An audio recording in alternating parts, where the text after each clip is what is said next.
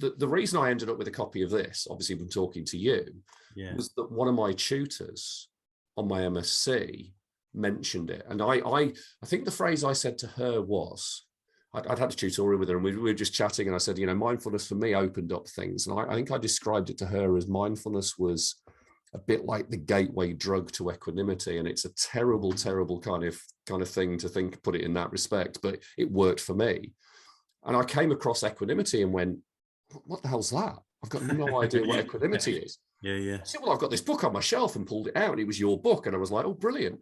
And that's kind of how we connected. That's so cool. That it's a good phrase, that gateway drug to equanimity. I love that. And then you had that from your own side with not knowing about equanimity. Yeah, and I because for me with mindfulness, I think sometimes you don't have the language to describe something until you have the language to describe something. So, I didn't know about response flexibility or cognitive control or anything of those things. Whether you're looking at whoever your researcher reading Daniel Goleman stuff or whatever it is, but I was practicing it anyway. And I was actually taking the time to think, what am I feeling? What do I want to happen? What am I going to do next? And then suddenly someone comes along and goes, here's a phrase. And I go, well, that's what I've been doing anyway. Yeah. And mindfulness was great, watching what was going on. But then equanimity was like, okay, so what do I do now I'm observing everything? Because I can see it. And it's like, that's great, I can see it. But what do I do next? And that's when equanimity popped up. And I went, The thing I'm waiting for now is what comes after equanimity, which is probably going to blow my mind even more. But then read your book, loved it, absolutely loved it. But thank you. That's great. I'm really interested. How did you get to all this? Where did it start for you? Well, it's interesting. There's two ways of answering. The first one, if I was to follow your kind of philosophical route of the fact that you don't know what you're doing until you know what you're doing, or you haven't got a label for it until you've got a label for it. If you imagine like the very first people to ever have engaged in these kind of practices, obviously there was no concepts for them. They were just subjectively experienced, right? So for example, we'll take the Buddha, right? Because obviously he's a large influence. It comes from, depending on different traditions, what you think, but a large part of it would be, linked to the Buddha, right? So he sat there and realized and understood some of this, the inner workings of his own mind, right? If you take into that before he got enlightened. So there is definitely something in us that subjectively experiences phenomena and understands intuitively what that may be before kind of, oh, that's that. And then you can understand that and you can unpick that a bit. So it's a little bit like, yeah, you will have dabbled with, I imagine, equanimity to some extent. I think we all do. We all can have some form of feeling of equanimity at various times, but before we put a label on it, it's a nothingness that we're feeling, but we know it's a nice one. So I think over time, I've probably come to it by being a human and observing my own subjective experience and learning how, by probably trial and error, how things have happened and then they've gone and then things have been bad, and all about my interpretation in relation to my categorizations, etc. So I know I'm doing a lot to the process, and so by not doing a lot, or by understanding what's happening on a moment-to-moment basis, you're easily able to let it go. And I think that subjective, intuitive understanding is the kind of inner wisdom that we all kind of get a little bit of. But then, of course, it's really, really helpful if you've got an expert who's already done it, and it's like, oh, okay, that's what it is. Yeah, okay. And then you can practice it more. So at the same time as hopefully having some form of human intuitive understanding, there's been all these great scholars and masters out there that, they talk about this thing. They might talk about it in different ways. They might use different terms, different phrases, but it all points to the same message. And so I always said growing up, I had this Buddhist influence. And so I heard of the term equanimity, and I always found it mega complicated and abstract, and I could never put my finger on it. It was always like, when it came to that I was like, what? Attachment aversion? It was just didn't make sense. It was like almost trying to be a robot or be robotic, losing the meanness of me. And I was like, whoa, it doesn't really compute. So that's why I made it kind of my mission, my PhD mission, to make it very computable for the Western person. So, hopefully in saying a basic definition, internal, external, and showing what it's all about, and someone can pick it up at age, 11 or whatever, like we were having a conversation before. The younger you come to these things, the more easy it is for us to kind of play with them and then learn them. So that was my kind of whole thing, is there's some understanding that I've got there, but definitely in the Western literature, there's something a bit missing. So it wasn't that clear, I don't think. And so that's what the job of the book is to formalize this construct, what it is, what it isn't, what it can do, what it can't do. And, as you say, equanimity then becomes the gateway. I've put it in the book in the title to compassion, loving kindness, all these types of social connection, etc. So there's two ways of looking at this, like you kind of trial and error by accident, but also you've got the knowledge going on at all times. And then I am philosophical, and I'm always looking at philosophers, how they've come across with terms and how things mean, and feeling it, rather than sometimes just playing around with it intellectually. Meditation's helped massively. Mindfulness has probably been a huge influence into kind of feeling level of equanimity, if that makes sense. Possibly if I hadn't tried mindfulness, I wouldn't necessarily know what even a taste of equanimity felt like. It's complicated, but does that answer the question? I think so. There's always more questions which come from it, but it's kind of I suppose what I'm hearing there is it's like that unconscious connection to something, and we all, I mean, I'm just early on my psychology journey. Prior to the masters, my undergraduate stuff is not psychology based at all. It's nursing, it's podiatry, and I've got a master's degree in biomechanics already, but to the same degree, I've not got anything to do with that psychology stuff. So I'm learning all this stuff.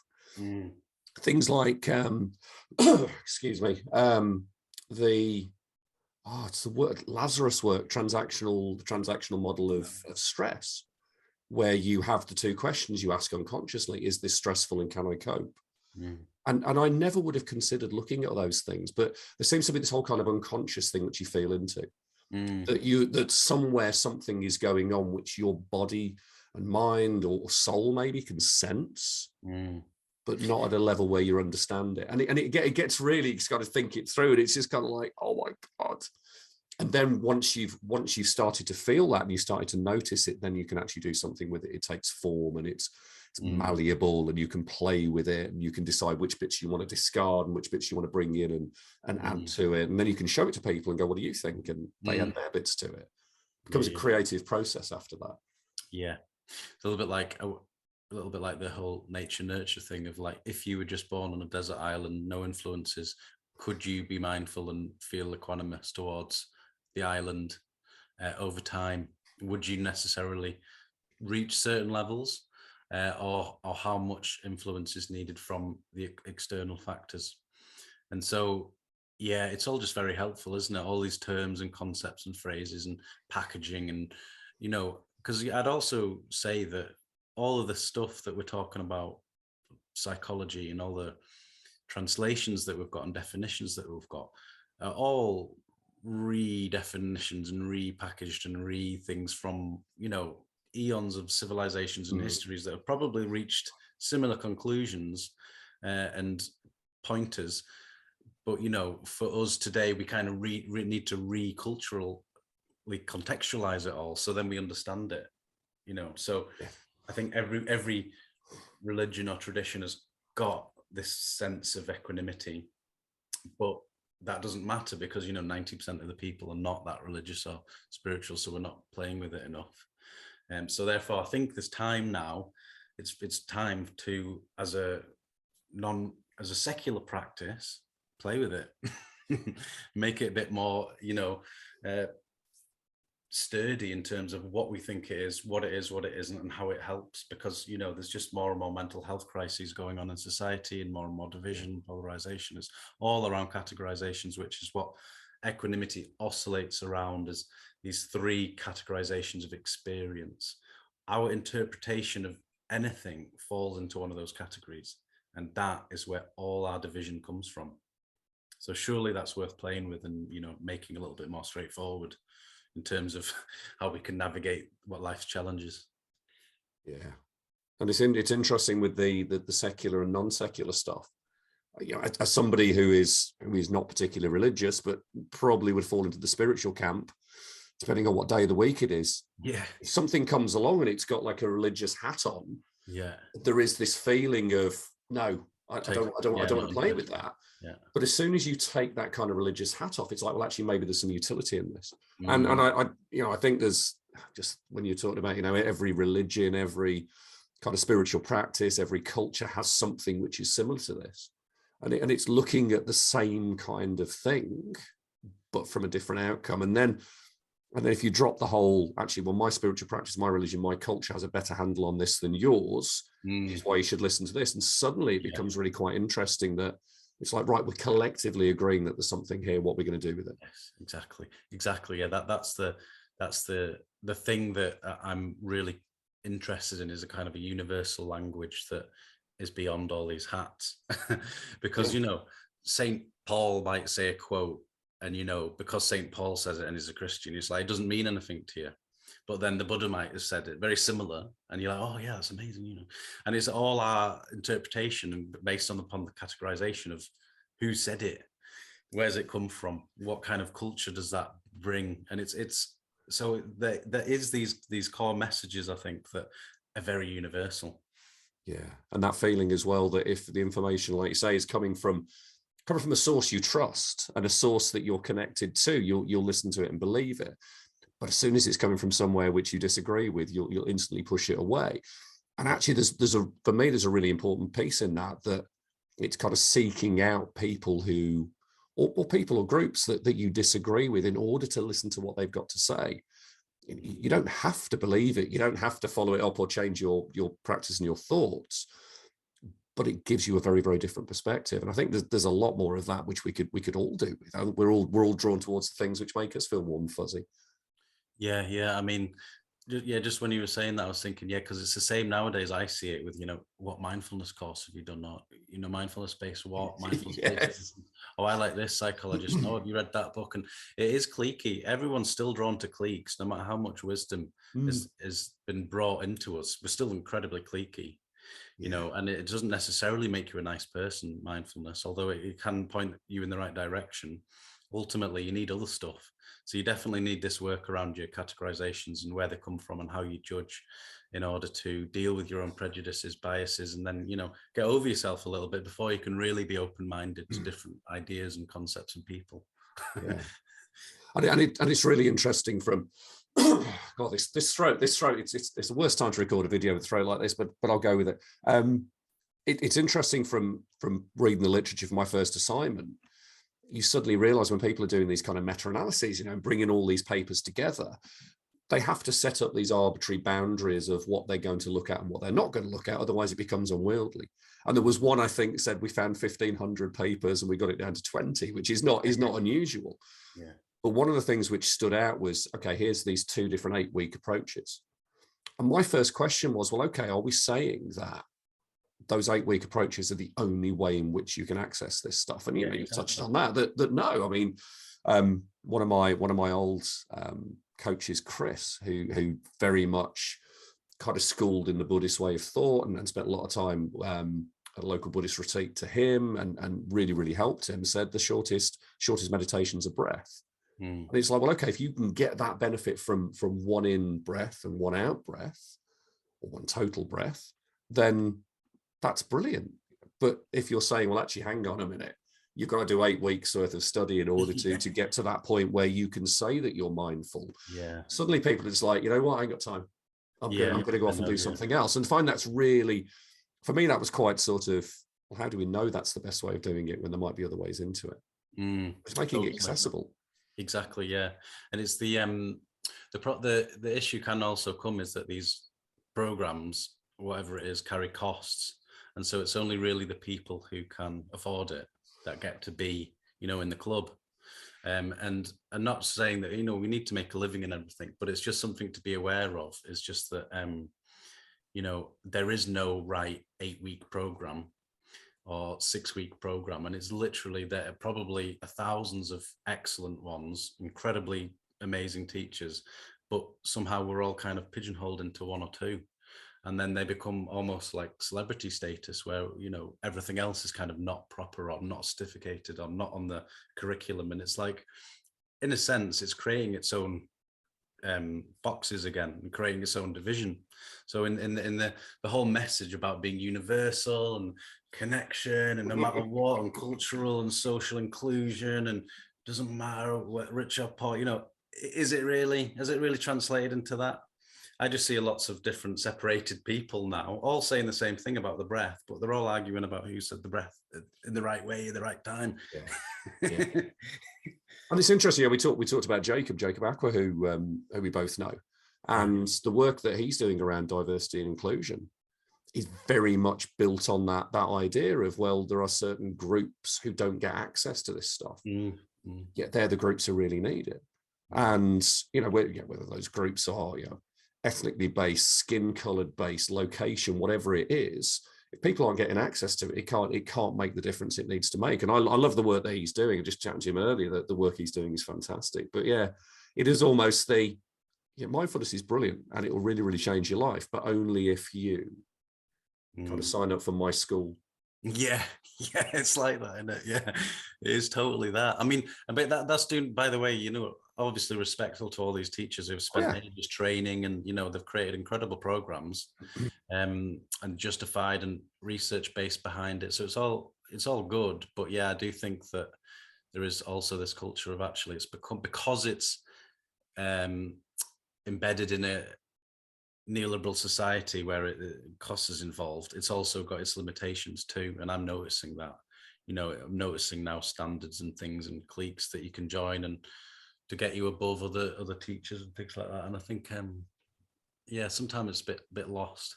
But I mean, obviously finance has got to be part of it a little bit. And sometimes it's nice to think of finance as energy, like energy transaction of like, well, how much motivation and input are you giving to the table is pretty much how much you're going to get back, perhaps.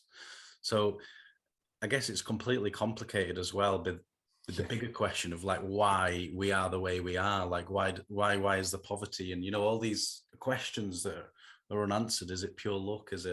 What is it? Is it oppression via policy and things like that? All of these wider things that add complication to the mix. So in essence, we've got a wonderful toolkit of psychology that can really benefit our mental health. We have to manage that alongside a cautionary view of being like, okay, well, is it the most inclusive way? Is this the best way? And are we being open with this as well?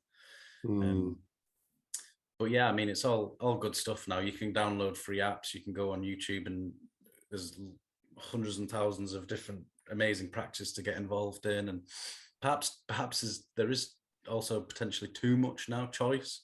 There's loads and loads and loads of stuff, which I guess is just part of what happens when things are popular. The populist movement is wonderful, but it also then creates people's misunderstandings of because they understand it from hearsay or from their friends' recommendation. And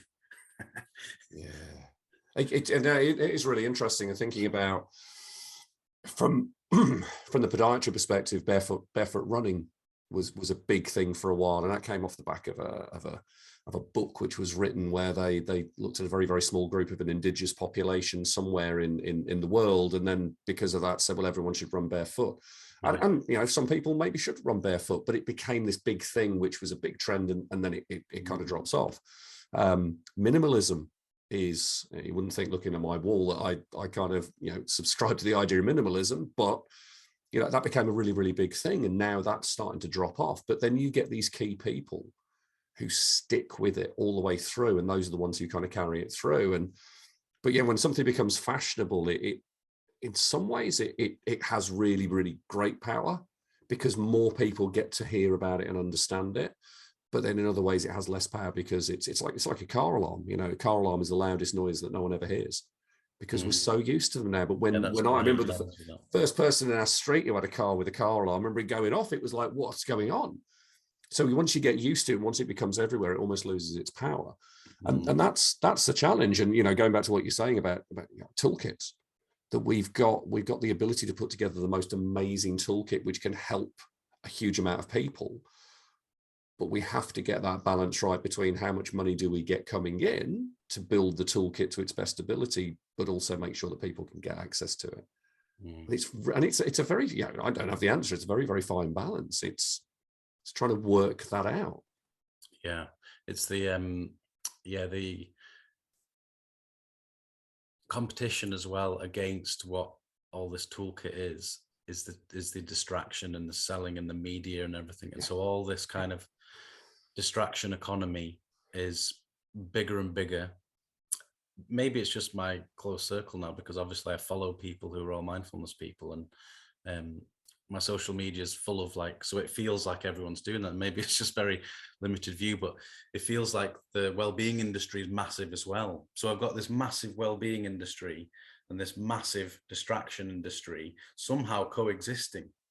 And we're just becoming a little bit like distracted well-being people, like mini tiny experts for 5 seconds, and then we're completely lost for a couple of hours, and then sometimes I feel like that. It's just the level of distraction and checking behaviors that are emerging from smartphones and media and Zoom and everything and Netflix and things. It's just it is, you're left to your own devices. And no pun in that, but you're probably going to go to your devices rather than the inner device, which you've had that needs no explanation. It's just your breath that you've got at all times, all over the whole of your life. And that's a huge thing. And as a parent, I noticed that I notice me and my relationship to my devices, and I have to be very, very careful now to make sure that I take apps off phones and I switch phones off and I put things out of the way so that I don't just instantly pick it up and go straight to it. And I found that there are certain things, if I type something onto a browser, 99% of the time I'll type a web page which isn't going to help me. It's because I'm so used to going there, because I've got used to it. And I see it in my kids, and I watch my kids on their devices, and part of me is like, I want you to step away from that, but it's not my place to, I can advise them, but it's their place to make their own mistakes. But I'm almost coming out the other end of it now, which is like, now actually I do want to come back to something real, something, maybe nature-based or grounded, or whatever terms we want to use. But it is, that distraction economy is really hard work, and it's hard to deal with because, talking to Jacob earlier, the distraction economy is spending all of its time telling you that you're not enough. And we believe that because we don't listen to ourselves. We don't kind of listen to that internal kind of voice. And then we go looking for something to solve that problem and fill that void. And then we realize it doesn't do it. So we go and find something else. And it's a dopamine fix. It's hard work. Yeah. And you don't get the fix from meditation necessarily that quick. No. So it's a whole different kettle of fish. So if you've got people who haven't tried it, suddenly try it, then they're like, well, that doesn't work. It's easy to get to the phone. And even if you've got people that are like, I've tried it loads, still so vulnerable to go back because it's quicker, easier, and unconscious. The seductive pleasures of distraction are so subtle that, we can't see what we're doing, but we're doing it all the time. And so this is why stuff like this has got to be a bit more long lasting.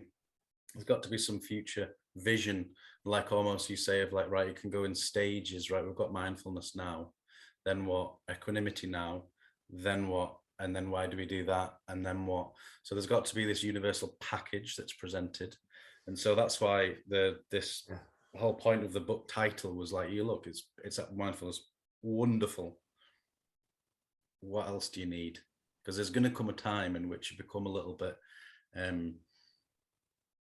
yearning for more. And so that's, that's what equanimity taps into. Yeah. Because, if we take the Buddha's teachings, for example, equanimity and mindfulness, tiny parts of, I mean, you could argue one of the most important, the glue, the foundation that sticks it all together, but really tiny teachings in a whole plethora of practices. And that's just, my very limited knowledge of it. So you've got whole things here, whole massive wider curriculums versus, some small snapshot of something. But also that within amidst of a distraction economy, whereas, if you're monks and nuns, you've given that up. So you're just practicing. So you've got a kind of a different whole way of being here. So I want to point to these people, partly because I'm included, is, and say, how far can I get and how far can I go? How much happiness, joy, calm, peace, love can I feel by following these secular practices? Is there a limit? Yeah. And it's a huge question, isn't it? And for me, thinking about the effects of mindfulness on me, it's not something where I kind of sat down one day and went, now I'm in a much better place. It took a while. In fact, it's an ongoing thing. I'll never ever reach a plateau where I'll go, that's it, I've done it. It will never happen. But we need a quick fix, and it's getting that balance of saying, well, here's something which is really going to help you over a long period of time. It's going to get better and better and better and better. But actually, in this moment, it will make a big difference to you as well, and it keeps you hooked enough. How to do that is really, really difficult. And I know, and I did it for the first time. It was quite edgy. Did it the first time at an event last year, where I actually did a session which talked about, what's the title now? It was something like how to have the best relationship with the most important person in your life. And it was, the caveat basically was actually you. If you didn't know that, you are the most important person in your life. And I talked about kind of the importance of bringing everything back to you. So, people have businesses, they talk about the businesses, they want to focus on the numbers. I'm not saying that's not important, because it is, but you get lost in it. It's like, I am a, rather than I am me, and I just happen to do that. And as part of it, we actually did a mindfulness kind of body scan. And it was so humbling to kind of be in a room with sort of 25 people, watching them all go through this process of sitting there peacefully, scanning their body, seeing some of them smile, seeing the faces they pulled. So humbling. But that was that short-term thing which I could give them and say, right, let's give you a moment of peace. Give me 5 minutes of peace. How do you feel afterwards? And people came around and shared and said, I feel really, really good. It's like, cool. Now remember that and then repeat it. And then over time, you'll get something from it. But I think a lot of people are just, I don't have time to sit for 5 minutes. Like, okay, but you probably sit for longer than that doing something else. I'm not knocking other things. I mean, God, I love Netflix. Netflix is one of my favorite things to do. And there's far too many shows on there for me to watch that I'll never have time to watch. But also I know that I appreciate that more when I take the time away from it. But it's understanding that. And it's, 7, 8 years ago, I wouldn't have got that. Just wouldn't have even occurred to me at all. But now it's like, it makes perfect sense. Yeah, I mean, it's pointing towards this philosophical question, isn't it? Of like, when are you ready? Or how come people can understand or feel something when you've said the same thing to a group? One person gets it, 50 don't. And it's about that bigger question of, I'm sure there's loads of Zen koans and things about this, about, when you ask the teachers there or something, or how do you know you're ready? The answer comes when you're ready, or something, there's all kind of riddles and things to be like asking a bit of a deeper question is, why can we listen to the same thing now? Say some amazing person told us something and it really click for you and it completely doesn't click for me. We've intellectually heard it at the same time. What is it? And you can only look to the self. And so if we look at the self as this kind of developmental thing over a lifetime, then we don't know what barriers are in the way of a person, or what difficulties they've had, or what influences they've had over a lifetime to create really hard and fast attitudes, rigid boundaries towards concepts and, you know, kind of closeness, probably to protect the self that's built up over time. But these kind of like strong identifications with everything are actually like, you know, the thing to break down. And then, of course, you can go really philosophical and be like, well, what is the self? And then you're just looking at more objectively. Yeah. And it's like, you know, and I always love the Buddhist teachings is like, there is no self when you really analyze it, because it's completely changing all the time. And there's nothing there that's fixed and real, because the body's changing, the mind's changing. And we're just kind of this constantly changing thing, right? That's in this body and mind. So it's just kind of experiencing reality, but everyone's experiencing it totally differently. So we can both hear the same music, but have completely different interpretation or feeling towards that music based upon our preconditioning, you know, that we've gone through, the process that we've gone through. And so you can go a bit like cause and effect. And I guess it's also a little bit, you have to ask the question, which is what I pointed to in the research a little bit of, we come into the world already very different biologically, DNA, but it is what else is there that's different as coming from? Is it another lifetime? Is it just random? Is it God-given? Whatever it is, that view right there of how you're in existence also impacts the way we entertain things and concepts and things like that, and our quest for development. Because, you know, if we just think, oh, we're going to die soon anyway, I'm not going to bother trying to be nice because there's no point. I'm going to be dead soon, right? You know, so, you know, why do you want to be nice? Why do you want to be compassionate? Someone might ask. What do you get from it? Am I going to get a dopamine rush by helping someone? No, right? So where's it coming from? You know, all these deeper kind of questions are coming up. That why are we on the planet? What are we doing here? It's all around self, the self construct. Who David is, who Joey is, who they think they are, you know. So that's where equanimity is so beautiful, because it unpacks that a little bit, you know. So where are my judgments coming from? Well, I know part of my judgments are coming from a very innate level, what I was born with. So I don't have the wisdom to understand all of my different conditioning, you know, at an early age. Can't remember most of it, but I have got really strong shapes and molds built because of that period of time. Yeah, then there's the social world that also plays a massive part of it. Well, I went to this school in the northwest of England, and I had these teachers and these friends, and I had these experiences, and this girlfriend dumped me, and this, you know, all of this type of stuff, which then influences how I perceive and judge things and experiences.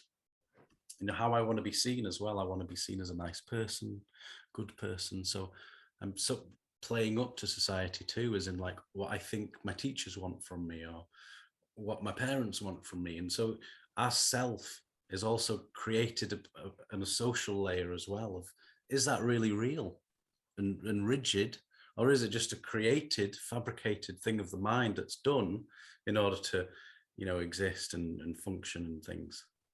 So in the level of interaction that we're having now, it's like, you know, we are bringing a whole host of preconceived judgments, unconscious, conscious, into this moment. So what we're talking about, everything. So, you know, when we finish the conversation too, close the laptop, I'll go, was that good? Was that bad? You know, I'll categorize it somewhere. And I'll put it in my memory bank, big storage system, and then that'll become a judgment. Oh, I like David. I don't like David. You know, whatever. And so the judgments just continue and continue. So this concept of who Joey thinks he is actually not as stable as he first thought if he analyzes it a little bit. And it's actually just, you know, each judgment you can kind of be like, oh, is it really real? You know. So that's what my research does really. I've asked you where your judgments come from, how they shape you, and if they shape you, then it asks you the question of, do they kind of have to really define you? Because is that really a real judgment that you hold true, or is that just an interpretation based upon a present moment existence, you know, based upon a category essentially?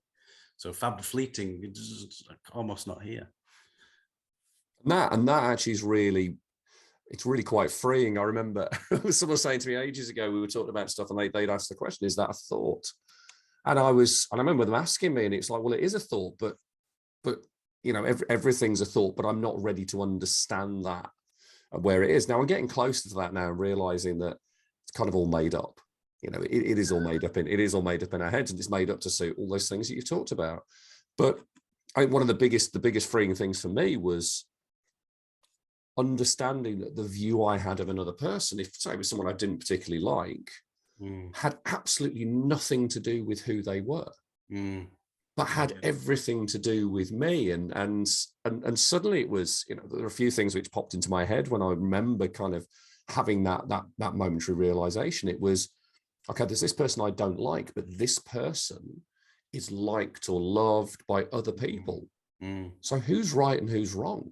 And, maybe we're all right. Maybe we're all wrong. It doesn't matter. Maybe we've all got this opinion of someone who ultimately, if we take in all the views of this person, it actually comes out as net neutral. It comes out right in the middle. It's a complete average, but we all see it from different perspectives. And suddenly when you realize that, I'm looking at someone and I don't like them, it's like, well, okay, that's the judgment I'm making. That's all on me. They've not made me think that way. I've assumed it, or I've chosen to think that way. And when you start going down that route, it's actually quite freeing. It's not easy, because you suddenly go, right, that's me making that up. Okay, why am I making that up? But then the question for me was, okay, all I'm doing is I'm carrying these thoughts I have about someone. It's not doing anything to them. I mean, it was the phrase, was it revenge? Revenge is like, it's like drinking poison. It's like drinking poison, hoping it will kill the other person. Yeah. Something along that. I always get that one, paraphrase that one wrong, but it's holding on to something, an ill feeling towards somebody, hoping it's going to hurt them. And actually all it does is it hurts you. Totally. So let it go, do something different, think something different about them. And maybe that's the step after equanimity into compassion. It's compassion for that person, even though you may not like them, but compassion for yourself for actually having that judgment about them. And it gets really quite fun, and it is freeing when you can kind of let that go. Yeah, I love that. Yeah, it's totally with you on that. Yeah, I think because then you can realize no matter what of a person is appearing to you, that no matter how wrong or bad or ugly they appear, there is an element of them that is the same as us, right? Because as a human species. And I always love the Dalai Lama when he says this about, there's far much more commonality than there is differences. Yeah. We all want to be loved. All of us on this planet are trying to find love, and we're trying to get love. That's very simple. We're all doing it. Yeah. Just we're all doing it in incredibly different ways. And because of our experiences that have shaped us, some, might feel very threatened by love, or very angry towards love, towards themselves, whatever it is. So they're displaying or portraying this kind of very negative image that we're perceiving as, oh, that's a horrible person. But if we think about what we've just talked about, it's essentially I'm a bag of created judgments that are not really real, and I'm interpreting that bag of judgments, i.e. you're a bag of judgments that's not really real too, as real. So the problem is my mind. It's great, isn't it? It's cool. It just opens up so much stuff to kind of play with. So I tell you, I've got a question. I think I've got a question. What was my question going to be? What is a question? What is a question? And am I able to ask this question, or is it something else? I don't know. Mindfulness was a huge thing for me around understanding anger. That was probably the biggest eye opener for me. Was, I touched on this before we started recording, with my eldest lad, who will come out with things like, there's a gap between stimulus and response, which is, I remember speaking on stage about this four years ago. And that was a big realization for me, that I carried this anger for years. I displayed it. It was the way in which I communicated with the world, was by breaking things. And if you take anger as the tip of the iceberg, what is it? It shows all kinds of things underneath, not being heard, not feeling loved, not, all these kind of other things, guilt and all kinds of stuff. But I always used to think that when my anger came along, it was out of my control. That was the thing which happened. That was me. That was my label. but then realized that I actually had this control over it. And yes, I could feel anger. Anger wasn't me. And yes, I could do something completely different if I chose to. And that for me was a huge thing. That was probably the biggest wake-up call when it came to mindfulness. I mean, of course, didn't have the language for mindfulness, didn't know what it was called. I just knew I was doing something, and it made a big difference because it gave me enough of a pause. What was the kind of the biggest thing for you with mindfulness? Well, yeah, it's probably a heavy emotion. It's probably having a lot of life that was uncomfortable, and just being like a bit sick of being not terribly upset or sad at the world, but just a bit below par, a bit kind of like, surely there's a bit, they feel a little bit different towards things. And I was brought up in this Buddhist environment, Tibetan Buddhist influences, in this kind of early monastic community. And then I've always had this Buddhist influence. My parents were big into it. So I was always listening to teachings at a very young age, complicated teachings about emptiness and things like that. And just being fascinated by it, but nothing clicking. I'd be like, okay, that's interesting. But yeah, it's totally not me. It's cool that people can think like that. But, you know, I'm more interested in PlayStation and football and, you know, all that stuff. And actually, it wasn't until mindfulness, and this is why I love and have fallen in love with the whole Western secularization of it, thanks to John Kabat-Zinn, etc., was because when this became a bit more reputable and on the scene, and all these programs emerged, my mother started her own program, and she wanted trainers. And so as obviously her son, but also as a trainer, I enrolled on her program. And I don't know, I was meditating, but I wasn't really meditating. I think I was meditating. I think I was being mindful, but not really being mindful. And it took something. I remember, I think it was a girlfriend or something. I was really jealous. And it was this constant mind state that kept revisiting and me playing out this scenario that was just like, you know, round and round. And it was like, I was getting tired of that. And it was somehow learning about mindfulness and meditating and understanding that I was not that was coming and staying, but it was staying because I was letting it so and inviting it in. And I was having dinner with my jealousy, and I was really indulging in it. And I was going, oh my God, I am the jealousy. But when I realized I could let that go, I don't know, it's like something little clicks inside of you, and it's like, oh. And then after that, the meditations were like really peaceful. And I was like, I was annoyed at myself that I'd lived, I don't know, 25, 30 years, and I wasn't actually, I'd had all this brilliant influence. Yeah, I couldn't put it into practice until quite recent. And then you kind of like light bulb moment. And that's why I think people become a bit evangelical with it. Oh, yeah. Like, oh my God, you know, I know this now. I want to tell everyone else. I want to be a teacher. Because it's like, you're so amazed at what can happen. And that is brilliant. That's an incredible, beautiful energy. But at the same time, I think it's like, you know, people will come to it when they are kind of ready.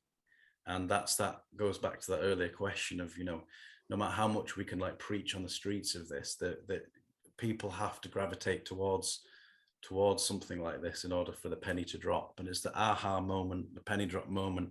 And it's a feeling thing, a separation of mindful awareness in consciousness, you know, and the glimmer, the tiniest glimmer, then you're hooked. And then you kind of, why would you not want that? You know, I've been like going crazy jealous for ages, and that's not been getting me happy. Now I've got this, I'm not instantly happy, but oh my God, I can have a bit of peace and quiet. Now it's like, whoa, okay, I'm going to focus my energy on that. And so slowly build up that. And, you know, I'm not like totally, you know, it's obviously have fits of emotion. We all will do with humans, right? But, you know, I'm better able to deal with stuff, I think. We'll see what happens tomorrow. yeah. Tomorrow's another day. Yeah. I think it's really interesting, isn't it, that the power around, I suppose, that clarity which comes with it.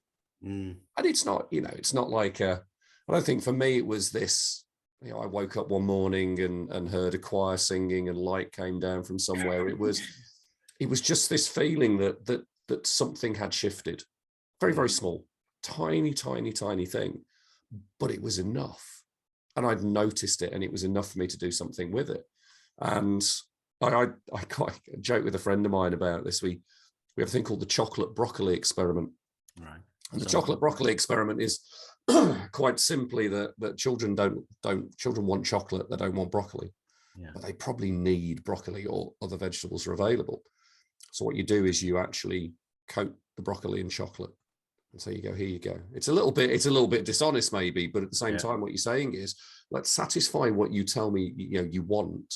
Yeah. And let's give you a little bit of what you need as well. Yeah. And then over time you'll start to see the benefits. And it's maybe it's a little bit egotistical for me to decide what people need. I see so many people who benefit from it. But it's like, well, actually, I'm not going to be able to give you this full. I'm not going to be able to give you everything I know in one go. But maybe I can just show you, on your life where a little bit of this can help. I'm giving you what you want, giving you what you need at the same time, and we'll go from there. And either it'll be the right time or it won't be. Totally. And that's fun. It's a fun experiment to have, and it's been a really good lesson for me to kind of just sit back and not get upset or frustrated when people don't see the world as I see it. Yeah. That's hard. Yeah. I think with all of this stuff, it's the medicine, and it's scientifically proven now it's the medicine. It helps. Whether or not people like taking medicine is a whole different thing. And, at a very young age, we get a headache, take some drugs. We get this, take some drugs, take some that. None of us have ever been brought up with the kind of meditate, and so it's going to take a whole lot of effort, conscious collective shift to get there. But, the signs are good. And, the medicine's out there, and different tablets are being formed, different pills, and you got the Equanimity pill now, and they're all boosting our mental health, and that's no bad thing, eh? It's going to be good stuff. Definitely good stuff. So obviously I'm going to stop clicking record in a moment, otherwise people will be watching this and it'll be longer than the new Batman film. I feel like we've talked about have we just solved the world now? Yeah, I think we have. I think we have completely solved. We haven't worked out why Robert Pattinson's the new Batman, but that's okay. That's for another day. I haven't seen that yet. No, I have not either. Apparently it's 3 hours long, but so we don't want to compete with that. But where can, there's people who'll be watching this online, hopefully got this far, where can people find you? They can find me upon the darkest shores of, there's all social media out there. LinkedIn's there, but I guess I'm the most prominent posting and sharing and messaging people on Instagram. Dr. Joey Webber. It's just my name with a little DR in front of it. And I like the human connection that is happening. And I try and sell books through there too, not as some, way to become mega rich and retire and then be non-mindful forever on a yacht, but basically because there is that human connection. So it's the same price as Amazon, and I send it and I sign it, and it's a tiny thing, but then people can speak to me about it. Like the amount of feedback I've not had through Amazon.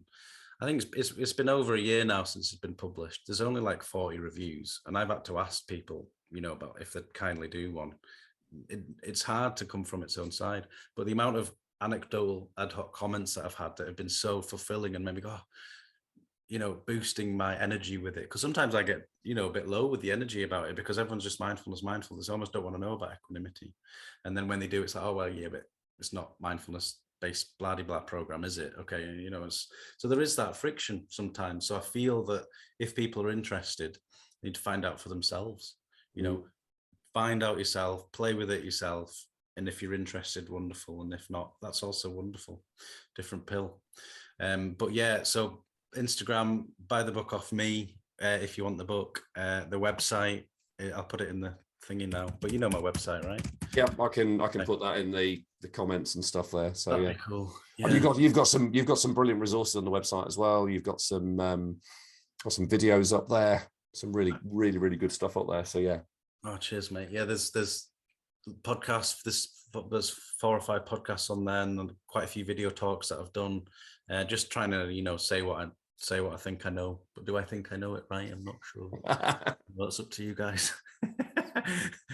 But yeah, I really appreciate your contact and the fact that that was those connection with the teacher, the MSc. That to me gave me so much, like, oh, it's all been worth it.